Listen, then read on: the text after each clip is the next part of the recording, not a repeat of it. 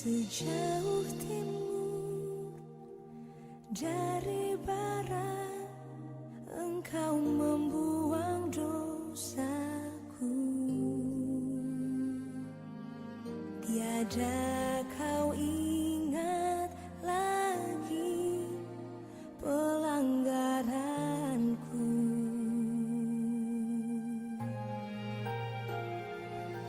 Sejauh ke dalam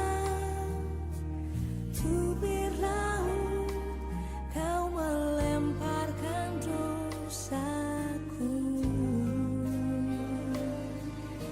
Tiada kau perhitungkan kesalahanku. Betapa besar kasih pengampunanmu, Tuhan. Tak kau pandang hina hati yang hancur.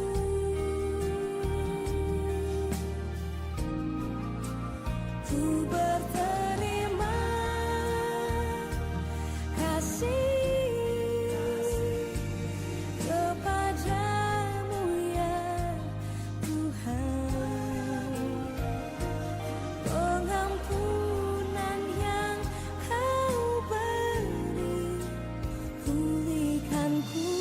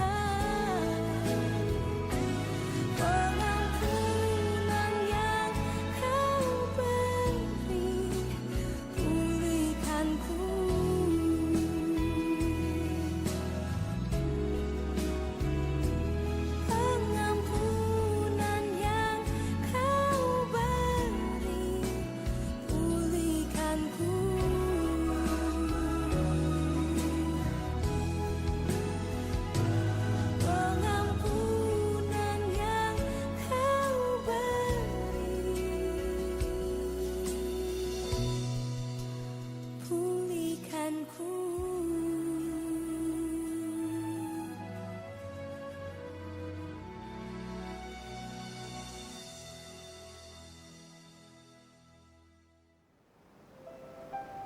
Shalom saudara dan saudari. Dalam Alkitab berkata Tuhan itu adil dalam segala jalannya dan penuh kasih setia dalam segala perbuatannya. Tuhan dekat pada setiap orang yang berseru kepadanya, pada setiap orang yang berseru kepadanya dalam kesetiaan. Dia melakukan kehendak orang-orang yang takut akan Dia, mendengarkan teriak mereka, minta tolong dan menyelamatkan mereka. Saudara dan saudari, mari kita berdiri bersama dan mulakan kebaktian. Saudara dan saudari, Tuhan beserta kamu. Tuhan kita selalu mendengarkan doa kita dan Tuhan sentiasa membekalkan dalam kehidupan kita. Mari kita datang dengan hati yang penuh dengan kesyukuran, kita berikan pujian dan penyembahan kita kepada Tuhan.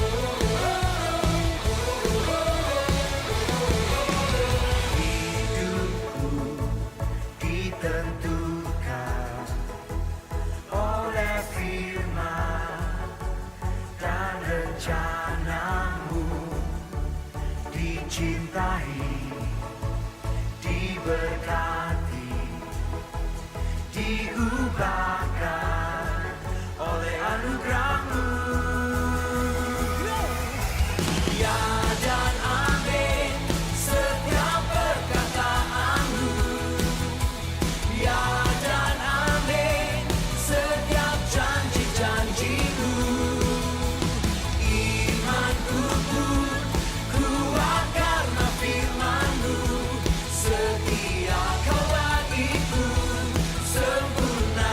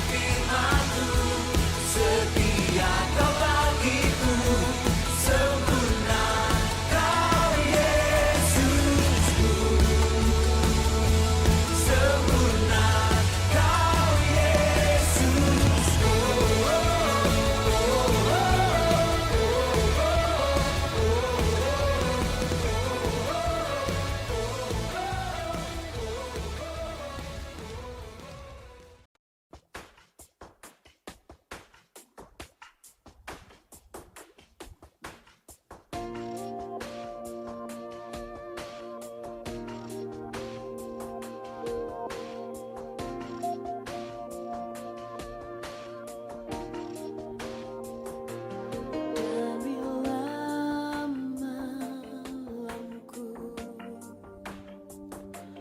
gelap tak berbintang,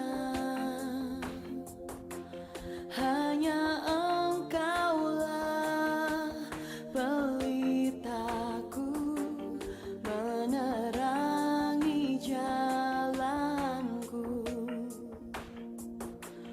Walau ku terjatuh,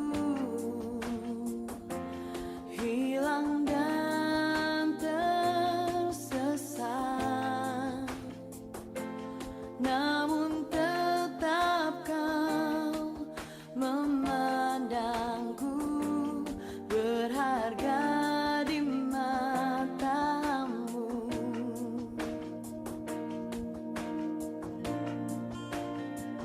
Maka jiwaku menyembah,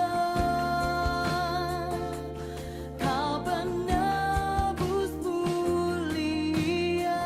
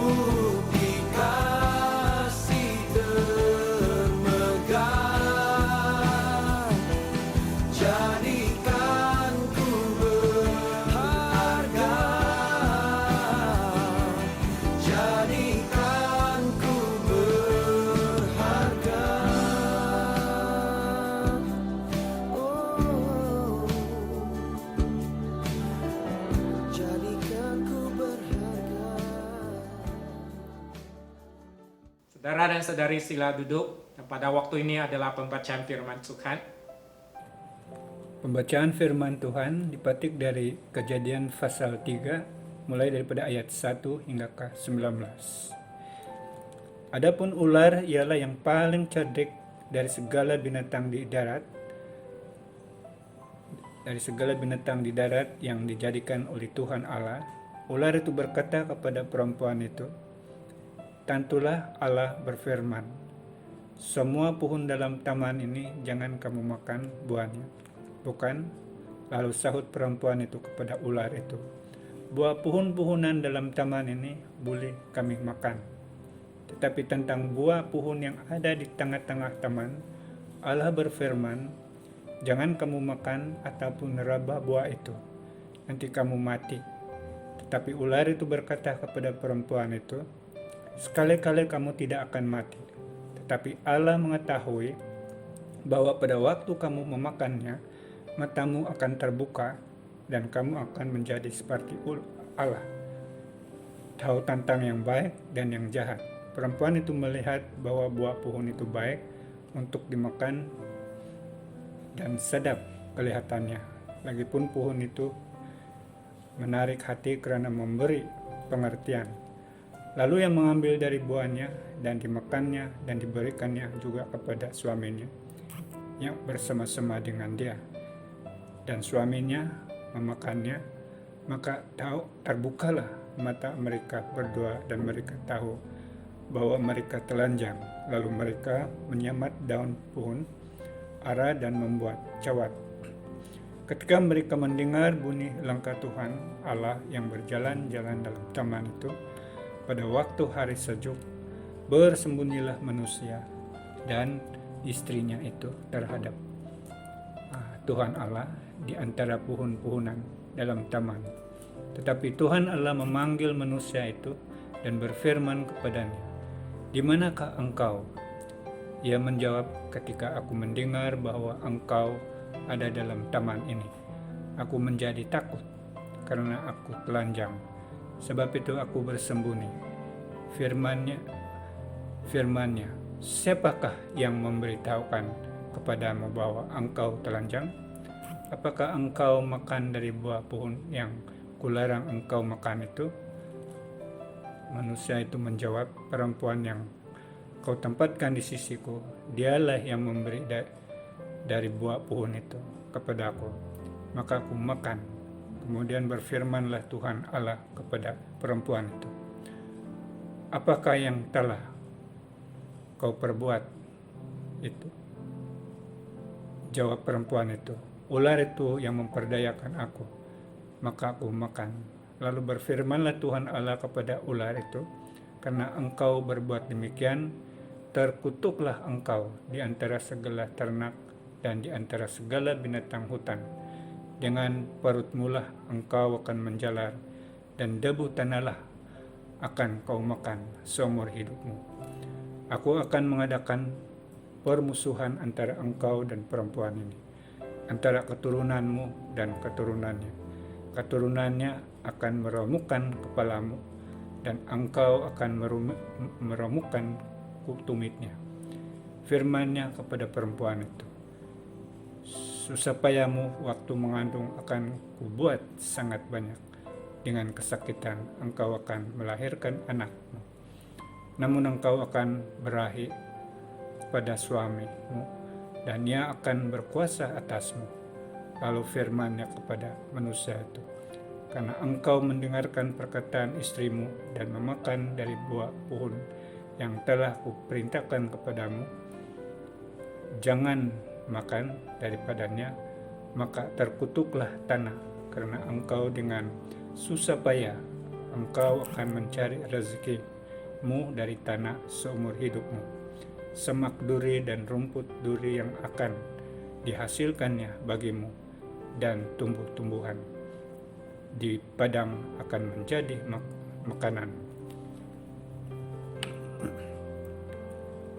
Dengan berpeluh engkau akan mencari makananmu sampai engkau kembali lagi menjadi tanah, karena dari situlah engkau diambil. Sebab engkau debu, dan engkau akan kembali menjadi debu. Demikianlah firman Tuhan. Syukur kepada Allah. Mari kita berdoa. Bapa di surga, pada saat ini sekali lagi kami menaikkan segala pujian, segala penghormatan, segala ucapan syukur kami. Terima kasih Tuhan untuk kesempatan pada hari ini kami dapat menyembah dan melayani Tuhan. Ini kami di hadapan-Mu, kami mengundang agar Roh Tuhan berbicara kepada setiap kami. Bapa, pada saat ini tolong buka mata rohani kami, tolong buka telinga rohani kami, tolong buka pikiran dan hati kami. Bantu kami untuk menangkap isi hati Tuhan. Bantu kami untuk meresap di dalam kebenaran firman Tuhan. Kami mengistiharkan kedaulatan-Mu atas kehidupan kami. Kami mengistiharkan bahwa Yesus Engkau adalah Tuhan, Raja Penyelamat kami. Terima kasih Tuhan. Berbicaralah sebab kami mendengar. Dalam nama Tuhan Yesus kami berdoa. Amin. Shalom, selamat pagi saudara dan saudari dalam Kristus. Firman Tuhan pada pagi ini diambil dari kitab Kejadian pasal 3 ayat 1 sehingga 24 yang bertema kejatuhan manusia. Nah, apabila kita berbicara tentang kejatuhan, apakah puncak kejatuhan manusia? Puncak yang pertama ialah pencobaan iblis. Bagaimanakah iblis mencobai manusia? Mari kita lihat bersama di dalam kitab Kejadian pasal yang ketiga, ayat pertama sehingga ayat yang kelima. Nah, izinkan saya untuk membaca ayat yang pertama sehingga ayat yang ketiga terlebih dahulu. Adapun ular ialah yang paling cerdik dari segala binatang di darat yang dijadikan oleh Tuhan Allah. Ular itu berkata kepada perempuan itu, "Tentulah Allah berfirman, semua pohon dalam taman ini jangan kamu makan buahnya, bukan?" Lalu sahut perempuan itu kepada ular itu, "Buah pohon-pohonan dalam taman ini boleh kami makan.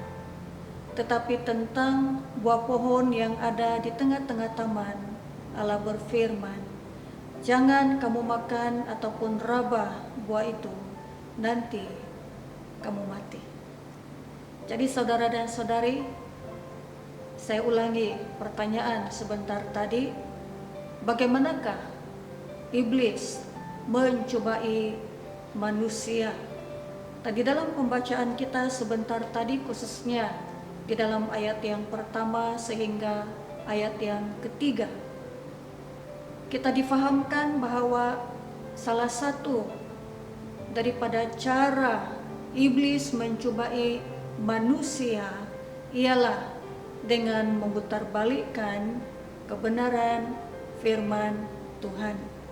Nah, izinkan saya untuk membaca ulang ayat pertama sampai ayat yang ketiga. Dikatakan, adapun ular ialah yang paling cerdik dari segala binatang di darat yang dijadikan oleh Tuhan Allah. Ular itu berkata kepada perempuan itu, perhatikan, tentulah Allah berfirman, semua pohon dalam taman ini jangan kamu makan buahnya, bukan? Perhatikan jawaban Hawa di dalam ayat yang kedua. Lalu sahut perempuan itu kepada ular itu, buah pohon-pohonan dalam taman ini boleh kami makan, tetapi tentang buah pohon yang ada di tengah-tengah taman, Allah berfirman, jangan kamu makan ataupun raba buah itu, nanti kamu mati. Jadi di dalam beberapa ayat yang kita baca sebentar tadi, kita difahamkan bahwa salah satu cara bagaimana iblis mencobai manusia ialah dengan memutarbalikkan kebenaran firman Tuhan. Dan selain daripada memutarbalikkan kebenaran firman Tuhan, apakah lagi cara yang digunakan oleh iblis untuk mencobai manusia? Mari kita lihat bersama di dalam ayat yang berikutnya, yaitu di dalam ayat yang kelima, ayat yang keempat, dan ayat yang kelima. Tetapi ular itu berkata kepada perempuan itu, "Sekali-kali kamu tidak akan mati. Tetapi Allah mengetahui bahwa pada waktu kamu memakannya, matamu akan terbuka dan kamu akan menjadi seperti Allah, tahu tentang yang baik dan yang jahat." Pertanyaan saya ialah, benarkah jika Adam dan Hawa memakan buah ini, mata mereka akan terbuka? Benarkah jika mereka memakan buah ini, mereka akan memiliki pengetahuan, dapat membezakan mana yang baik dan mana yang jahat? Benarkah sedemikian? Bukankah, kalau kita mengimbas kembali, bukankah pada waktu Tuhan mencipta manusia yang pertama, Adam dan Hawa, Tuhan mengatakan bahwa mereka dicipta serupa dengan gambar Allah? Bukankah sebelum mereka memakan buah ini, mereka sudah pun memiliki rupa gambar Allah pada diri mereka? Perhatikan saudara dan saudari, bukankah ini merupakan satu penipuan, satu pendustaan yang dilontarkan oleh iblis kepada Adam dan Hawa? Jadi saudara dan saudari, bagaimanakah iblis mencobai manusia? Dengan menipu dan mendustai manusia. Nah, apakah kesan daripada pencobaan? Apakah kesan terhadap manusia? Jika kita melihat di dalam pembacaan kita yang selanjutnya, kita difahamkan bahwa akibat daripada pencobaan boleh menyebabkan kejatuhan manusia. Mengapa? Karena manusia jatuh karena terpedaya terhadap tipu muslihat iblis. Mari kita lihat bersama di dalam ayat yang ke-6 dan ayat yang ke-7. Perempuan itu melihat bahwa buah pohon itu baik untuk dimakan dan sedap kelihatannya. Lagi pula pohon itu menarik hati karena memberi pengertian. Lalu ia mengambil dari buahnya dan dimakannya dan diberikannya juga kepada suaminya yang bersama-sama dengan dia, dan suaminya pun memakannya. Maka terbukalah mata mereka berdua dan mereka tahu bahwa mereka telanjang. Lalu mereka menyembat daun pohon ara dan membuat cawat. Kalau kita perhatikan di dalam ayat yang ke-6, manusia jatuh karena terpedaya. Nah, saya ingin mengutip beberapa perkataan penting. Kalau kita perhatikan di dalam ayat yang ke-6, terdapat perkataan melihat. Ketika Hawa melihat buah itu, dia tertarik, hatinya tertarik. Mengapa? Karena pada pandangan manusiawinya, buah itu kelihatannya baik dan sedap dimakan. dan seterusnya. Apakah yang dilakukannya? Dikatakan bahwa dia mengambil selepas dia melihat dan tertarik ataupun terpesona, terpedaya, lalu dia mengambil dan memakan buah itu dan memberikan buah itu kepada Adam ataupun kepada suaminya. Demikianlah bagaimana manusia jatuh di dalam dosa atau mengalami kejatuhan. Nah, saudara dan saudari, apakah akibat kejatuhan manusia? Kalau kita perhatikan di dalam ayat yang selanjutnya, dari ayat 8 sampai ayat yang ke-19, sekurang-kurangnya ada beberapa akibat kejatuhan manusia.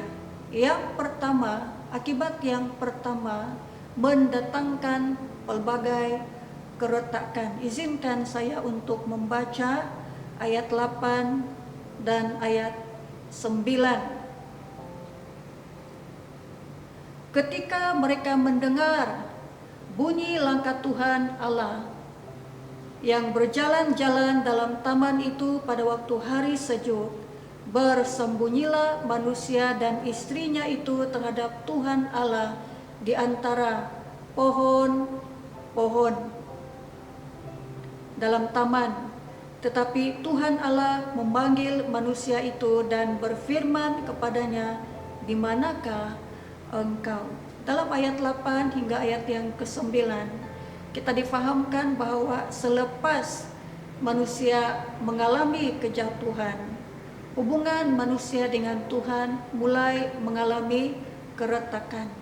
Manusia mulai bersembunyi, atau dalam perkataan lain menjauhkan diri daripada Tuhan. Ini adalah akibat yang pertama, keretakan hubungan antara Tuhan dengan manusia. Selain daripada itu, kalau kita perhatikan dalam ayat 10, manusia juga mengalami keretakan pribadi. Dikatakan, ketika aku mendengar bahwa engkau ada dalam taman ini, aku menjadi takut karena aku telanjang, sebab itu aku bersembunyi. Dikatakan bahwa manusia menjadi takut. Manusia mulai mengalami krisis pribadi, mulai mengalami masalah keretakan pribadi, yaitu ketakutan, mengalami ketakutan. Ketakutan yang dimaksudkan di sini adalah ketakutan dari segi negatif, ketakutan karena mengetahui dirinya bersalah atau berdosa atau melanggar perintah Allah. Nah, yang berikutnya dalam ayat 11 sehingga ayat yang ke-13, firman-Nya, siapakah yang memberitahukan kepadamu bahwa engkau telanjang? Apakah engkau makan dari buah pohon yang kularang engkau makan itu? Manusia itu menjawab, perempuan yang kau tempatkan di sisiku, dialah yang memberi dari buah pohon itu kepadaku, maka ku makan. Kemudian berfirmanlah Tuhan Allah kepada perempuan itu, apakah yang telah kau perbuat ini? Jawab perempuan itu, ular itu yang memperdayakan aku, maka ku makan. Seterusnya manusia mengalami keretakan hubungan di antara satu sama lain. Kalau sebelum itu Adam dan Hawa mempunyai hubungan yang harmoni antara satu sama lain, tetapi selepas peristiwa kejatuhan itu mereka mulai mengalami keretakan, mulai mempersalahkan satu sama lain atas apa yang terjadi, dan boleh dikatakan juga bahwa mereka menolak bertanggung jawab atas kesalahan ataupun dosa pribadi, mulai menyerang satu sama lain, menyalahkan satu sama lain. Akibatnya berlaku keretakan hubungan antara satu sama lain. Dan selain daripada itu, kalau kita lihat dalam ayat yang ke-14 dan ayat yang ke-15, akibatnya adalah peperangan rohani. Saudara-saudari boleh baca sendiri. Di sana dikatakan Tuhan berfirman kepada ular itu dan mengatakan, karena engkau berbuat demikian, terkutuklah engkau di antara segala ternak dan di antara segala binatang hutan. Dengan perutmu lah engkau akan menjalar, dan debu tanahlah yang akan kau makan seumur hidupmu. Aku akan mengadakan permusuhan antara engkau dan perempuan ini, antara keturunanmu dan keturunannya. Keturunannya akan meremukkan kepalamu, dan engkau akan meremukkan tumitnya. Jadi berlaku peperangan rohani. Dan berikutnya dalam ayat yang ke-16 dan yang ke-17 ini berbicara tentang penderitaan dan kesusahan. Tuhan berfirman, susah payahmu waktu mengandung akan kubuat sangat banyak, dengan kesakitan engkau akan melahirkan. Kemudian dalam ayat yang ke-17 Tuhan berfirman, karena engkau mendengarkan perkataan istrimu dan memakan dari buah pohon yang telah kuperintahkan kepadamu, jangan makan daripadanya, maka terkutuklah tanah karena engkau. Dengan bersusah payah engkau akan mencari rezekimu dari tanah seumur hidupmu. Jadi mereka mengalami penderitaan dan kesusahan. Dan di dalam ayat yang ke-18 mengatakan bahwa akibat daripada kejatuhan manusia juga menyebabkan berlaku kutukan pada tanah. Dikatakan semak duri dan rumput duri akan dihasilkannya bagimu, dan tumbuh-tumbuhan di padang akan menjadi makananmu. Jadi saudara dan saudari, rupa-rupanya akibat daripada kejatuhan ataupun dosa bukan sahaja membawa kesan ataupun akibat kepada manusia, hubungan kita dengan Tuhan, dengan diri sendiri, dengan sesama kita, bukan saja menyebabkan peperangan rohani, penderitaan dan kesusahan di dalam hidup ini, tetapi juga menyebabkan berlaku kutuk pada tanah tempat di mana kita berada. Tetapi yang lebih dahsyat lagi dalam ayat 19 dikatakan, dengan berpeluh engkau akan mencari makananmu sampai engkau kembali lagi menjadi tanah, karena dari situlah engkau diambil, sebab engkau debu dan engkau akan kembali menjadi debu. Dalam perkataan lain, akibat daripada dosa manusia menjadi makhluk yang fana, dan pada akhirnya manusia mengalami kematian. Pertanyaan, apakah kematian merupakan kisah akhir riwayat kehidupan manusia? Apakah tindakan Allah seterusnya? Nah, yang ketiga, poin yang ketiga berbicara tentang penebusan Allah. Dan apabila berbicara tentang penebusan Allah, sekurang-kurangnya ada dua tindakan Allah. Yang pertama terdapat dalam ayat 21. Dan Tuhan Allah membuat pakaian dari kulit binatang untuk manusia dan untuk istrinya itu, lalu mengenakannya kepada mereka. Kalau kita lihat di dalam ayat yang ke-21, ini merupakan satu bahagian yang berbicara tentang bagaimana karya penebusan Allah bermula.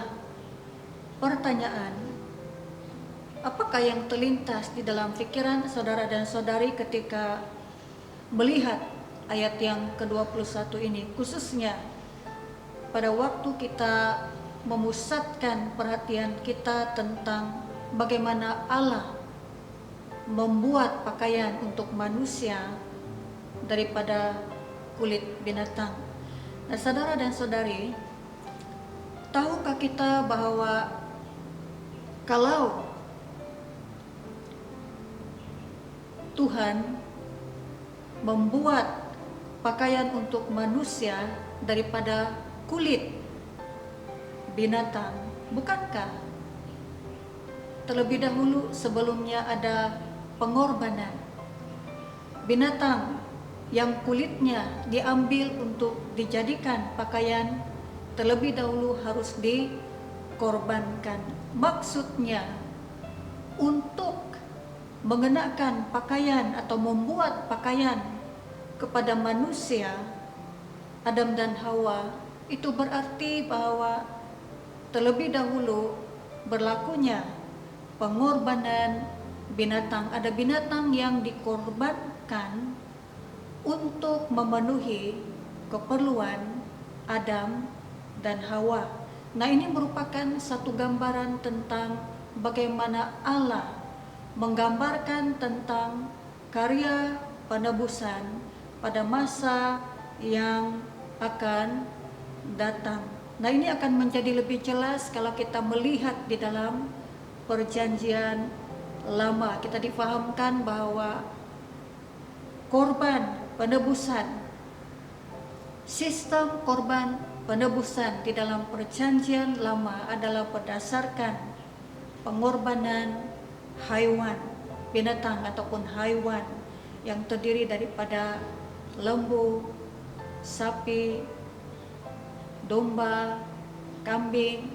Jadi saudara dan saudari, ini merupakan gambaran tentang karya penebusan Tuhan untuk masa akan datang. Karena kalau kita mengimbas di dalam Perjanjian Baru, kita memahami bahwa karya penebusan ini disempurnakan oleh Tuhan kita Yesus Kristus. Bagaimana Tuhan Yesus menyerahkan dirinya untuk menjadi korban penghapus dosa, untuk menjadi korban penebus salah, untuk menjadi korban penebusan yang menyelamatkan kita semua. Amin.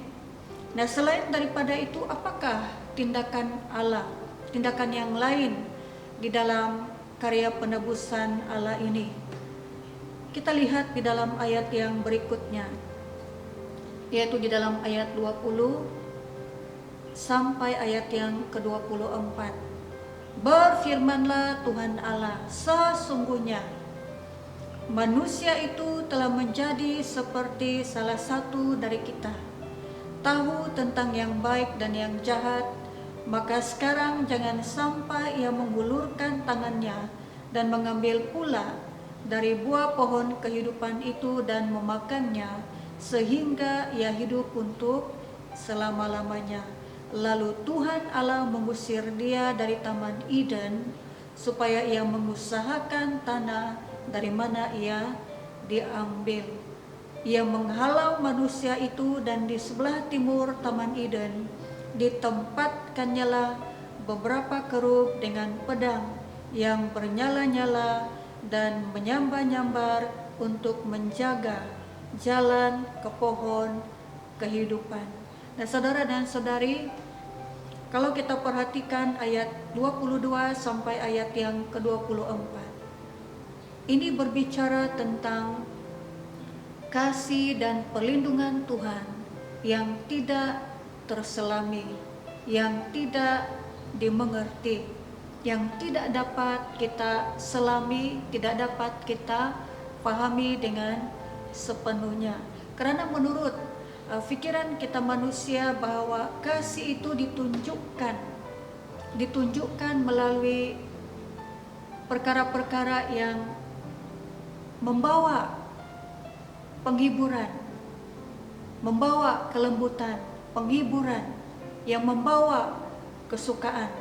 Tetapi kalau kita perhatikan di dalam bahagian ini, kita melihat seolah-olah tidak nampak kasih Tuhan di dalam situasi ini, karena Tuhan itu seolah-olah membuang manusia daripada hadapannya. Dikatakan bahwa dia menghalau mereka ataupun mengusir mereka keluar daripada Taman Eden. Tapi tahukah kita bahwa ini adalah merupakan cara Tuhan untuk menunjukkan kasih-Nya, untuk melindungi manusia, yaitu Adam dan Hawa, supaya mereka tidak kekal ataupun terus berada di dalam keadaan berdosa yang kekal. Karena dikatakan bahwa Tuhan mengatakan bahwa jangan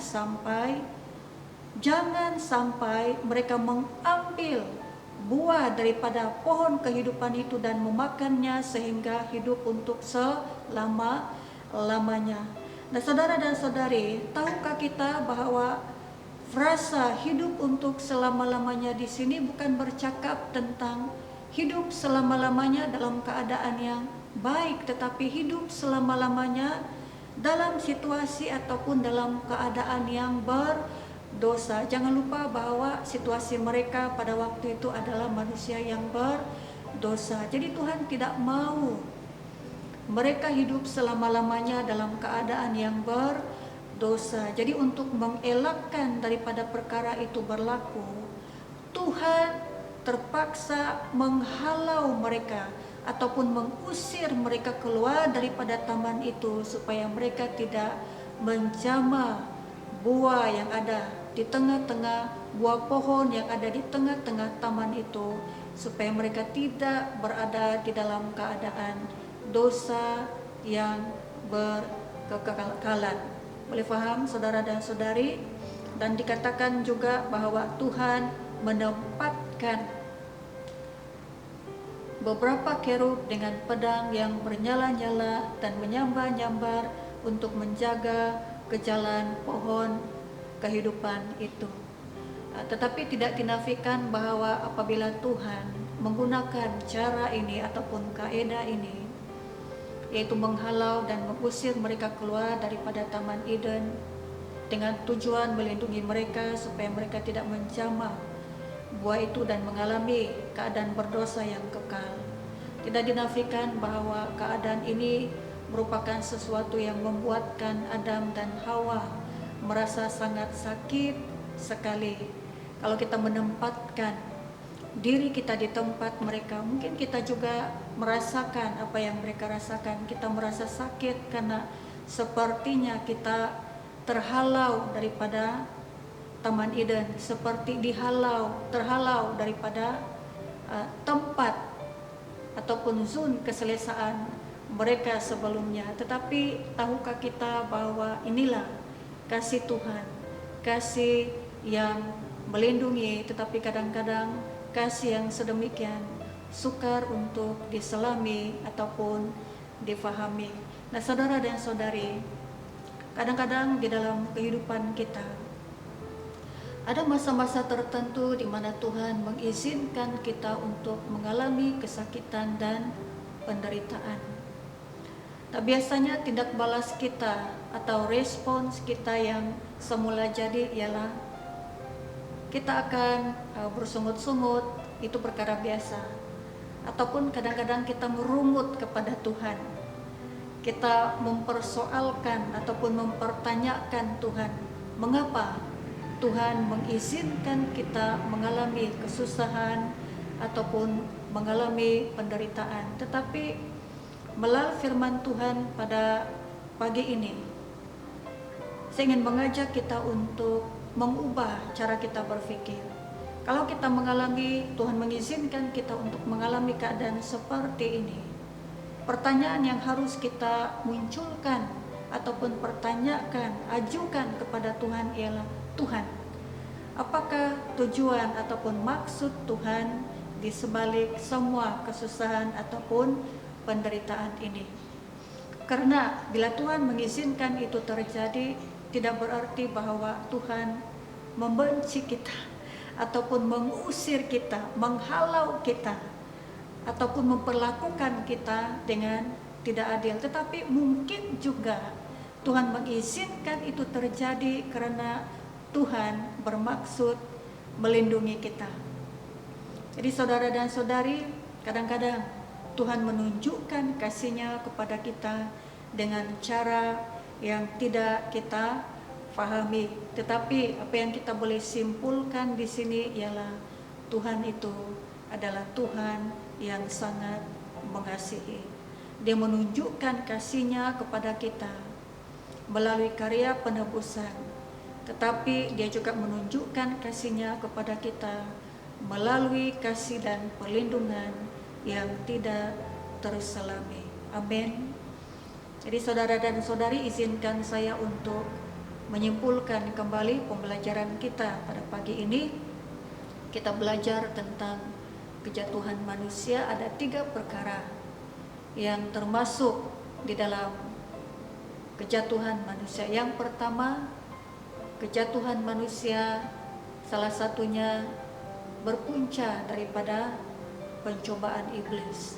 Yang kedua, kita juga difahamkan bahwa akibat kejatuhan mendatangkan beberapa kesan atau akibat atas kehidupan manusia, menyebabkan pelbagai keretakan dalam hidup kita, menyebabkan peperangan rohani, menyebabkan kesusahan, penderitaan tidak dinafikan, kutuk ke atas tanah, dan juga sebuah kematian. Tetapi berita baiknya ialah yang ketiga, kisah kehidupan kita tidak berakhir dengan sebuah kematian, karena di dalam kasih dan anugerah Tuhan yang besar, Tuhan sendiri bertindak dengan menebus kita melalui anaknya Tuhan Yesus, melalui karya penebusan Tuhan Yesus. Dan sewaktu-waktu Tuhan menunjukkan kasih-Nya dan pelindungannya kepada kita, sekalipun kadang-kadang kita tidak dapat memahami dan menyelami jalannya Tuhan. Amin. Mari kita berdoa. Bapa di sorga, terima kasih Tuhan, karena melalui firman-Mu pada pagi ini sekali lagi Engkau berbicara kepada kami dan mengingatkan kami tentang kejatuhan manusia. Boleh saja berpunca daripada pencobaan yang datangnya daripada kuasa kegelapan. Terima kasih Tuhan, karena Engkau mengingatkan kami sekali lagi bahwa akibat dosa, akibat kejatuhan mendatangkan pelbagai keretakan di dalam kehidupan manusia, dalam kehidupan kami, yang mempengaruhi kehidupan sehari-hari kami, bahkan dalam pelbagai bidang, bahkan seluruh bidang kehidupan kami. Tapi kami bersyukur kepada-Mu Tuhan, karena kisah kehidupan kami tidak berakhir sampai di situ sahaja. Karena dalam kasih anugerah-Mu yang besar, Engkau bertindak untuk menebus kami, dan Engkau bertindak untuk menyatakan karya penebusan-Mu melalui anak-Mu Tuhan Yesus Kristus. Dan terima kasih juga Tuhan, karena Engkau adalah Tuhan yang mengasihi kami. Engkau menyatakan kasih dan pelindungan-Mu dalam pelbagai cara, baik dalam cara yang menghibur kami maupun dalam cara yang kadang-kadang menyakitkan kami, tetapi semua itu terjadi karena Tuhan melindungi kami. Terima kasih Bapa, terima kasih Tuhan, terpujilah Engkau. Dalam nama Tuhan Yesus kami berdoa dan mengucap syukur. Kita semua katakan amin. Saudara dan saudari, sila berdiri bersama dan mari kita mengakui iman kita bersama melalui pengakuan iman Naisin. Saya percaya kepada Allah yang Esa, Bapa yang Maha Kuasa, Pencipta langit dan bumi, yang dapat dilihat dan yang tidak dapat dilihat. Saya percaya kepada Tuhan Yesus Kristus, Anak Tunggal Allah yang kekal diperanakan oleh Bapa. Allah daripada Allah, terang daripada terang, Allah benar daripada Allah benar. Dia diperanakan, bukan dijadikan, sebab Dia satu dengan Bapa. Maka segala sesuatu dijadikan olehnya. Untuk kita manusia dan untuk keselamatan kita, Dia turun dari surga, dan oleh kuasa Roh Kudus Dia dilahirkan oleh anak darah Maria dan menjadi manusia. Karena kita, Dia disalibkan semasa pemerintahan Pontius Pilatus. Dia menderita, diseksa sampai mati, lalu dikuburkan. Pada hari yang ketiga, Dia bangkit pula menurut yang dinubuatkan dalam Alkitab, lalu Dia naik ke surga. Dia duduk di sebelah kanan Bapa. Dia akan datang kembali dalam kemuliaan untuk menghakimi baik orang yang masih hidup maupun orang yang sudah mati. Dan kerajaannya tidak akan berkesudahan. Saya percaya kepada Roh Kudus, yaitu Tuhan dan pemberi hidup, yang datang daripada Bapa dan Anak, serta dan Bapa dan Anak. Dia disembah dan dipermuliakan. Dia telah berfirman melalui nabi-nabi. Saya percaya kepada gereja sedunia yang kudus, dan daripada rasul-rasul itu, saya mengaku satu baptisan akan mendatangkan pengampunan dosa. Saya menantikan kebangkitan orang mati dan kehidupan dalam dunia yang akan datang. Amin. Saudara dan saudari, sila duduk. Pada waktu ini adalah doa syafaat. Mari kita berdoa untuk beberapa bahan doa pada pagi ini.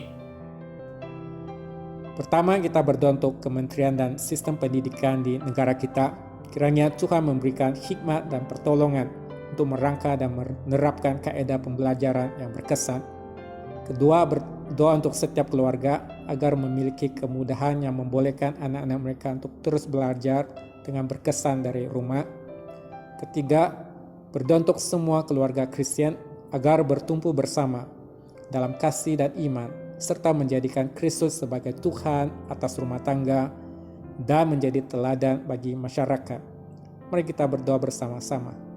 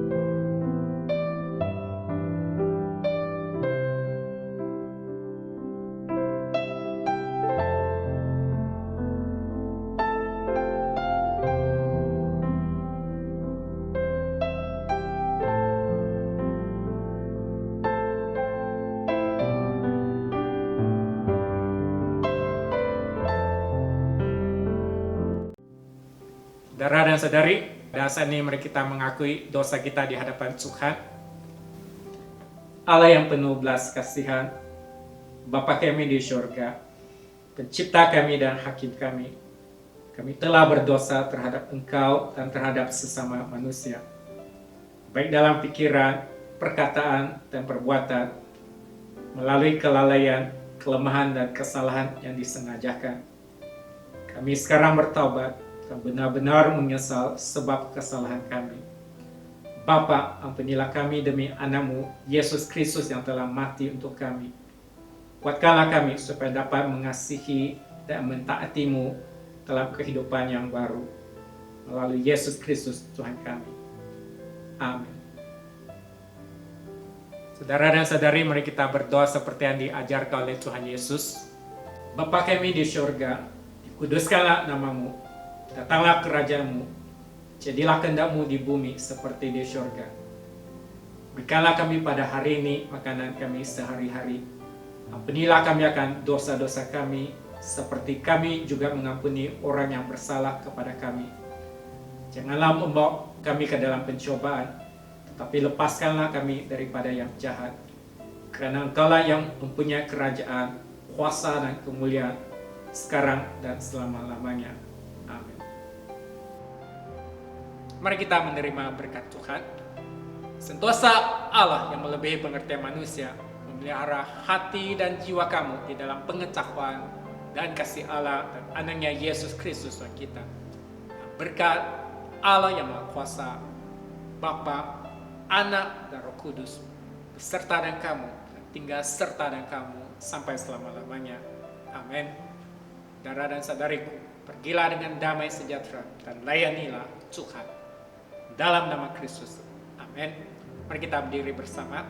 Kita akhiri kebaktian kita dengan menaikkan sebuah lagu kepada Tuhan Allah kita.